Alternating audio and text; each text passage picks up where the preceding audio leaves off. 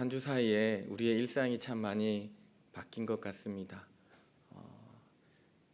계속 익숙하고 반복되던 일상이라고 생각했는데 그 일상이 우리에게 얼마나 소중한 하루하루였고 또 얼마나 행복한 시간이었는지를 다시 한번 또 감사하게 되는 시간인 것 같습니다.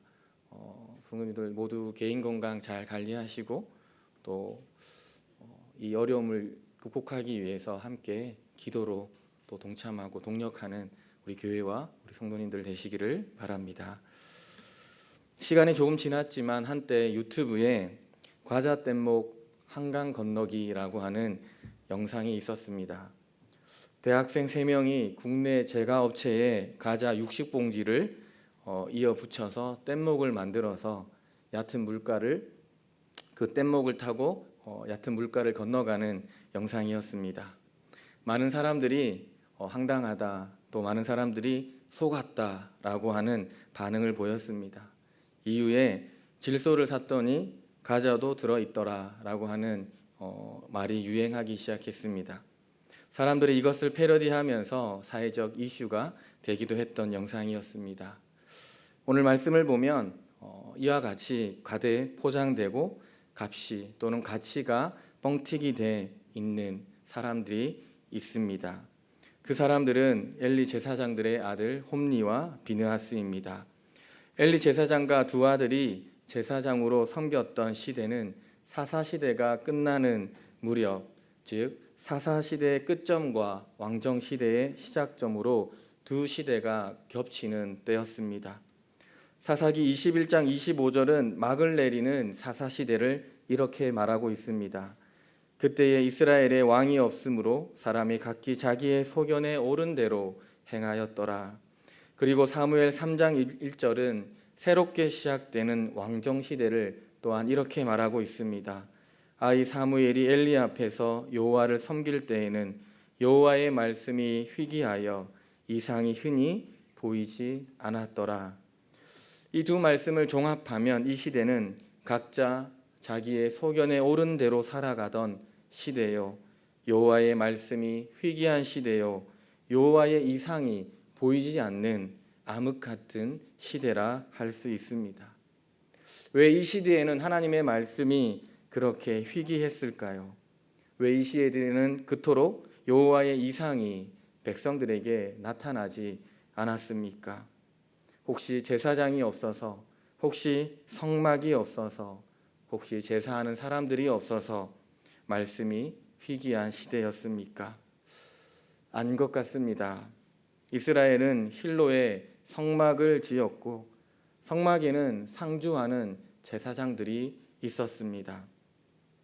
많은 제사장들이 성막을 찾아와서 하나님께 제사를 드렸고 그래서 성막에는 늘 많은 사람들로 붐비었습니다.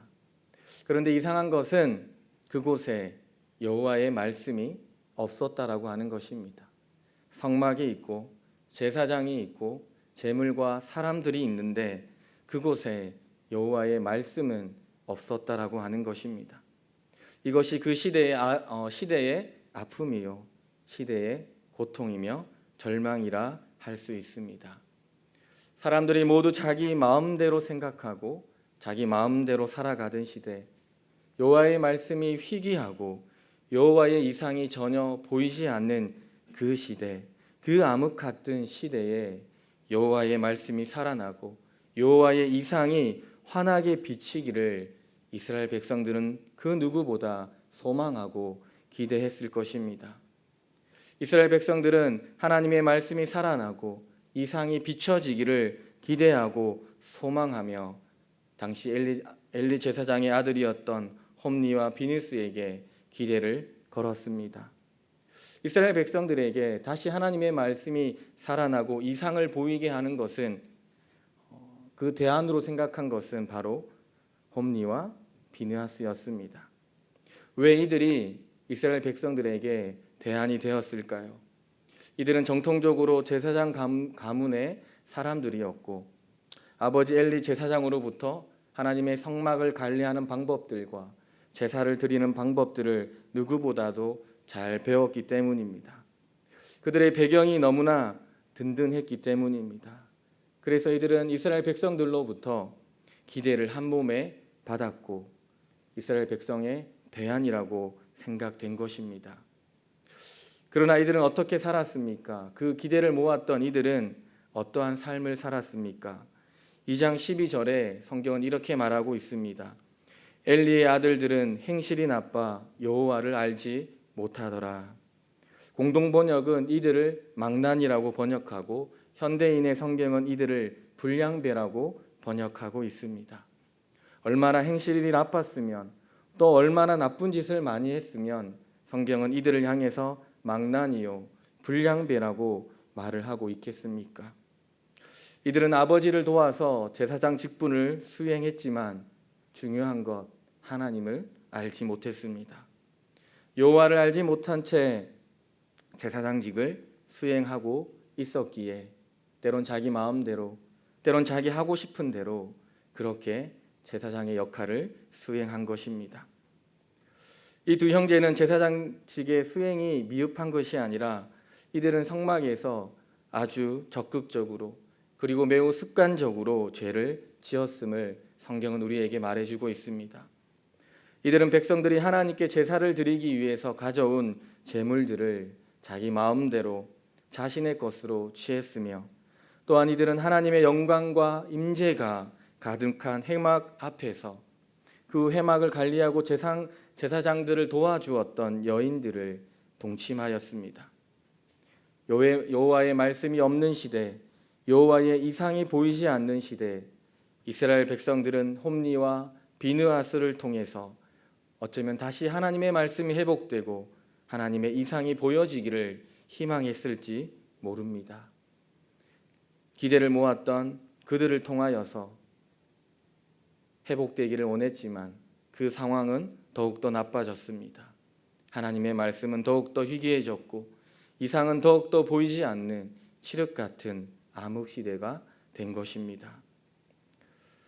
한때 유행했던 신조어 중에 창렬스럽다라고 하는 단어가 있습니다. 혹시 아시는지 모르겠습니다. 한 편의점에서 김창렬 씨를 모델로 해서 김창렬 씨는 다 아시죠? 마스크를 쓰고 계셔서 안다 모른다 이게 판단이 안 쓰는데 다 아실 거라고 믿습니다. 김창렬 씨를 모델로 해서 도시락을 만들었는데 사진을 보면 그 도시락이 매우 화려하고 또 먹음직스럽고 굉장히 푸짐하게 사진으로 이렇게 잘 나와 있었습니다. 그런데 막상 그 도시락을 사서 뚜껑을 열어보면 양과 질이 너무 형편이 없었습니다.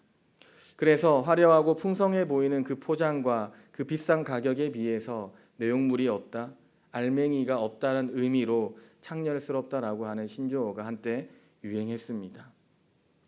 오늘날 많은 사람들은 저 사람은 창렬스럽다라고 때론 비웃고 비난할 때도 있습니다. 그러나 안타까운 것은 많은 사람들이 스스로를 창렬스럽다를 지향하고 있다라고 하는 것입니다. 조금 더 화려하게, 조금 더 풍성하게, 조금 더 있어 보이게끔 자신을 과대 포장하고 그리고 꾸미려 한다라고 하는 것입니다. 그러나 과대 포장은 얼마 가지 못해 그 실체가 분명히 드러나게 됩니다. 포장지만 뜯으면 알맹이가 보이기 때문입니다. 과대 포장된 사람, 겉만 화려한 사람은 결코 이 시대의 대안이 될 수 없다라고 하는 것입니다. 마찬가지로 우리의 신앙도 이와 같습니다. 우리의 믿음은, 우리의 신앙은 언제 가장 위험합니까? 화려하고 웅장하고 그리고 과대 포장되었을 때, 그때가 가장 위험하고 그때가 가장 위태로울 때입니다. 알맹이는 없고 내용은 없고 겉만 화려해지고 있어 보이려고 할 때, 그때가 사실 가장 위험한 상태입니다. 알맹이 없는 신앙은 오래 갈 수 없습니다. 내용 없는 신앙은 금방 바닥이 드러나고 금방 그 실체가 밝혀지게 되어 있습니다. 겉은 화려하지 않아도, 그렇게 보이지 않아도 내용이 있는 성도, 알맹이가 있는 신앙인이 되시기를 바랍니다. 우리 모두가 내용과 알맹이로 가득 찬 교회와 성도가 되기를 소망하시기 바랍니다. 사무엘상 2장과 3장의 말씀을 보면 우리는 이 엘리 제사장들의 아들 홈니와 비느하스 그리고 사무엘이 극명하게 대조되고 있음을 우리는 알 수 있습니다. 이들은 배경과 스펙을 비교할 수 없을 정도로 굉장히 많은 차이를 가지고 있는 사람들입니다. 엘리의 아들들은 요즘 말로 하면 금수저와 같은 사람들이었습니다. 이에 비해 사무엘은 흙수저 같은 사람입니다. 엘리의 아들들은 어떤 사람입니까? 뇌의 사람으로 태어나서 당당하게 성막에서 제사장의 직분을 수행했던 사람들입니다. 또한 그의 아버지 엘리는 제사장들 중에 제사장이었습니다. 사람들로부터 인정받고 사람들로부터 지지를 받았고 때로는 명예와 권력을 가지고 있던 사람들이었습니다. 이에 비해 사무엘은 어떤 사람입니까? 제사장의 심부름을 하면서 성막의 각종 허드렛 일을 담당했던 한 명의 사환에 불과했습니다. 사무엘의 아버지는 실로로부터 떨어져 있는 라마에 있는 그 라마에 사는 평범한 사람이었고 심지어 사무엘은 레위인이 아니라 에브라임의 지파 사람이었습니다. 누가 보아도 사실 아무리 생각해 보아도 사무엘보다 홈니와 비느스에게 우리는 더 많은 관심과 마음이 끌리는 것이 사실입니다. 그러나 하나님은 누구에게 끌리고 계십니까? 여호와의 말씀이 희귀하고 여호와의 이상이 보이지 않는 그 암흑 같은 시대, 곧 무너질 것 같은 위태로운 이스라엘을 회복시킬 대안은 과연 누구입니까? 이스라엘 백성들이 선택한 대안은 홈니와 비느하스였습니다. 당시 최고의 배경을 가지고 권력과 명예와 인정과 지지를 가진 홈니와 비느하스를 이스라엘 백성들이 선택했다라고 하면 하나님은 그 반대로 엘리의 아들들이 아니라 아무런 배경과 또 아무런 보잘 내세울 것 없는 사무엘을 자신의 대안으로 선택하셨습니다. 그때나 지금이나 하나님은 여전히 우리에게 말씀을 통하여 그 하나님의 말씀을 이루어 가십니다.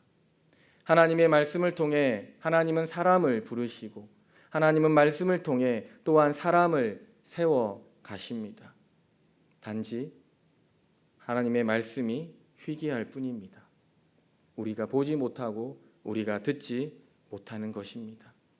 하나님의 등불은 아직 꺼지지 않았고 하나님은 여전히 사람들을 향하여서 말씀하고 계셨습니다. 다만 그 말씀을 듣는 사람, 그 말씀에 귀를 기울이고 그 말씀을 듣기 위해서 노력하는 사람, 기다리는 사람이 없었을 뿐입니다. 오늘 하나님은 누구에게 말씀하고 계십니까? 오늘 3절은 이렇게 우리에게 말하고 있습니다. 하나님의 등불은 아직 꺼지지 아니하였으며 사무엘은 하나님 궤에 있는 여호와의 전 안에 누웠더니 하나님은 오늘 사무엘에게 말씀하셨습니다. 눈이 점점 어두워 가서 자기 처소에 누워 있는 엘리 제사장과 그 아들들과는 반대로 하나님의 궤가 있는 여호와의 전에 머물면서 하나님의 말씀을 듣기를 소망하고 하나님의 음성을 듣기를 기대하는 오늘 사무엘의 모습이 겹쳐지고 있습니다. 7절에 사무엘이 아직 여호와를 알지 못하고 여호와의 말씀도 아직 그에게 나타나지 아니한 때라. 여호와께서 부르실 때, 여호와께서 말씀하실 때 오늘 사무엘은 듣지 못했습니다. 그러나 사무엘은 하나님의 말씀을 여호와의 음성을 듣기 위해서 씨름했다라고 하는 것입니다. 어린 나이에 홀로 성전에서 하나님의 말씀을 듣기 위해 고분분투하고 있었다라고 하는 것입니다. 이스라엘 백성들이 화려한 스펙과 든든한 배경을 가졌던 홈니와 비느하스를 선택할 때 하나님은 아무런 배경 없는 그저 그런 사람, 그러나 하나님의 궤가 있는 여호와의 성전에서 말씀과 씨름하였던 어린 사무엘을 하나님은 선택하셨습니다. 사무엘이 하나님의 대안이 된 것입니다. 하나님의 말씀은 우리가 할 수 있을 때, 때론 다른 중요한 일이 없을 때, 시간적인 여유가 많을 때 하나님의 말씀을 읽고 묵상하는 것이 아닙니다. 하나님의 말씀을 철저하게 우리의 시간을 내어 드려야 하는 것입니다. 다른 어떤 일보다 우리의 삶 속에서 그 하나님의 말씀을 가까이 하고 묵상하는 것이 우리의 우선순위가 되어야 하는 것입니다. 오늘 말씀을 보면 처음부터 사무엘이 하나님의 말씀을 알아듣지 못했습니다. 사무엘도 4번 만에 하나님의 말씀을 들었습니다. 성전에서 제사장의 사환으로 살았던 사무엘, 늘 기도하고 늘 말씀을 가까이 했던 사무엘 그조차도 하나님의 말씀을 한 번에 알아듣지 못했습니다. 하나님의 말씀이 무엇인지 잘 모른다고, 때론 이해되지 않는다라고 우리는 실망하거나 포기할 필요가 없습니다.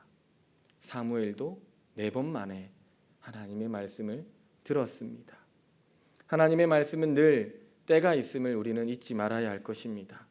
하나님의 음성이, 하나님의 말씀이 들려지고 때론 깨달아지고 진리의 말씀이 내게 다가오는 그 시점, 우리의 삶이 변하는 그 때가 분명히 있음을 우리는 알고 하나님의 말씀을 가까이 하는 교회와 우리 성도님들 되시기를 또한 바랍니다.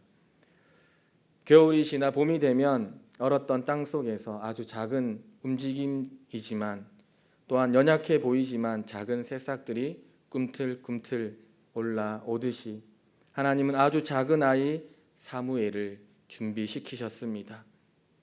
어두운 밤하늘에 갑자기 등장한 샛별처럼 하나님은 사무엘을 통하여서 하나님의 말씀을 회복시키시고 부정과 불의와 부패가 만연한 타락한 이스라엘을 회복시키기 시작하셨습니다. 신앙생활 하면서 다른 것들은 다 내려놓고 다 포기할 수 있지만 우리가 절대로 포기하지 말아야 할 것은 하나님의 말씀을 늘 가까이 하며 묵상하는 것입니다. 때론 이해되지 않고 때론 읽고 묵상하는 것이 힘들 때에도 있지만 결코 포기하시지 마시기 바랍니다. 사무엘도 4번째 만에 알아들었습니다. 하나님의 말씀이 깨달아지고 이해되는 그 때가 분명히 있음을 알고 그 때를 기다리는 성도가 되시기를 바랍니다. 그 때를 포기하지 않고 기다리는 우리 교회가, 우리 성도가 바로 하나님의 대안입니다. 기도하시겠습니다. 사랑과 은혜의 하나님, 하나님의 말씀에 귀 기울이며 늘 가까이 하며 묵상하는 교회와 성도가 되게 하여 주시옵소서. 코로나19 바이러스가 무섭게 확산되고 있습니다. 불안과 두려움이 몰려오는 것이 사실입니다. 그러나 이때 말씀 앞에 더 쓰게 하시고 이 재난을 통해 여전히 오늘도 이 시대에도 우리에게 말씀하시는 하나님의 뜻을 발견하고 또한 하나님의 도우심을 구하며 기도하는 성도와 교회가 되게 하여 주시옵소서. 또한 그리스도인으로서 우리보다 더 불안과 두려움 가운데 하루하루를 보내고 있는 우한의 주민들과 또한 대구 경북의 주민들과 또 확진자들을 위해서 기도하게 하여 주시옵소서. 주님, 속히 이 재난이 물러가게 하시고 우리에게 위로와 평안을 회복케 하여 주시옵소서.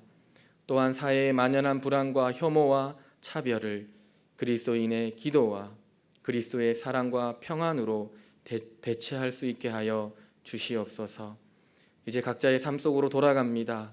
하루하루 달라지는 상황 속에서 정부와 지자체의 대응 지침을 잘 숙지하고 적절하게 잘 대처할 수 있는 지혜와 또한 용기와 건강을 우리에게 허락하여 주시옵소서. 감사합니다. 이 모든 말씀 우리 주 예수 그리스도의 이름으로 기도드립니다. 아멘.